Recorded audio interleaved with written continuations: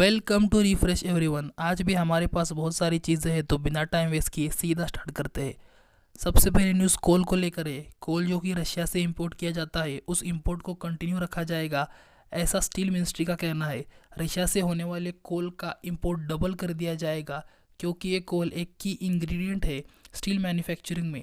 Russia coking और thermal कोल का 6th largest supplier है इंडिया को सप्लाई करने के मामले में। सैंक्शंस की वजह से यूरोपियन कंट्रीज़ रशिया से ये नहीं इंपोर्ट कर पाएंगी, तो इसका फ़ायदा इंडिया और चाइना को हो सकता है। रशिया अब इंडिया और चाइना को कॉम्पिटिटिव प्राइसेस ऑफर कर सकता है। इंडिया और चाइना दोनों ही कंट्रीज़ कोल प्रोड्यूस करती है, लेकिन दोनों ही कंट्रीज़ कोल की लार्जेस्ट कंज्यूमर भी है, तो प्रोडक्शन के बाद की रिक्वायरमेंट पूरी करने के लिए इंपोर्ट की ज़रूरत पड़ती है। और हाँ, अब जबकि रशिया पर सैंक्शन लग चुके हैं, तो ये ट्रेड रबल रूपी ट्रेडिंग में किया जा सकता है। नेक्स्ट न्यूज़ इलॉन मस्क को लेकर है। टेस्ला के सीईओ इलॉन मस्क शायद एक new social media platform launch कर सकते हैं। ट्विटर यूज़र के क्वेश्चन का जवाब देते समय उन्होंने ये कहा, जिन लोगों को लगता है ट्विटर, मेटा यानी कि फेसबुक एंड गूगल, यूट्यूब जैसे प्लेटफॉर्म पर उनकी वॉइस को सप्रेस किया जाता है, उन लोगों के लिए करंटली जो ग्रोइंग प्लेटफॉर्म है, ऐसी टेक कंपनीज के साथ मिलकर इलॉन मस्क एक नया प्लेटफॉर्म बनाने का सोच रहे हैं। नेक्स्ट न्यूज़ स्टील मैन्युफैक्चरिंग को लेकर है। स्टील मैन्युफैक्चरिंग में लगने वाले रॉ मटेरियल की प्राइस बहुत बढ़ सकती है, और इसका रीज़न है Russia Ukraine war. JSW steel के joint managing director Seshagiri Rao का कहना है कि वॉर की वजह से रॉ मटेरियल की प्राइसेस ज़्यादा बढ़ सकती है, और इसका स्टील मैन्युफैक्चरिंग पर और कंपनीज पर बहुत बड़ा इम्पैक्ट पड़ सकता है। नेक्स्ट न्यूज़ FMCG सेक्टर को लेकर है।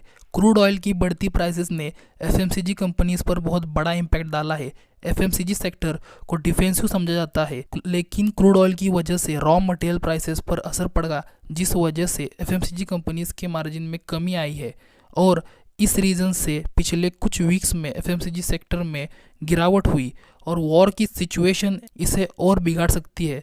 पेट्रोल और डीजल प्राइस को गवर्नमेंट ने बढ़ा दिया है, जिस वजह से एनालिस्ट का कहना है कि फ्यूल इन्फ्लेशन कंज्यूमर्स को परचेस यानी कि चीज़ें खरीदने से रोक सकता है, और FMCG सेक्टर की प्रॉब्लम्स बढ़ा सकता है। Next news Apple and Google को लेकर है।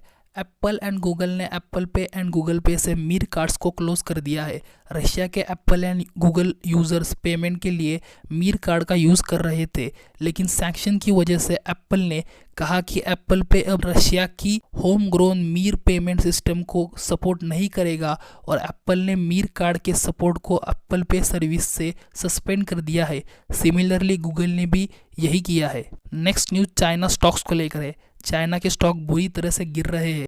चाइना के शंघाई में जो लॉकडाउन लगाया गया है, उस वजह से बिजनेस और इकोनॉमिक ग्रोथ पर बुरा असर पड़ा है।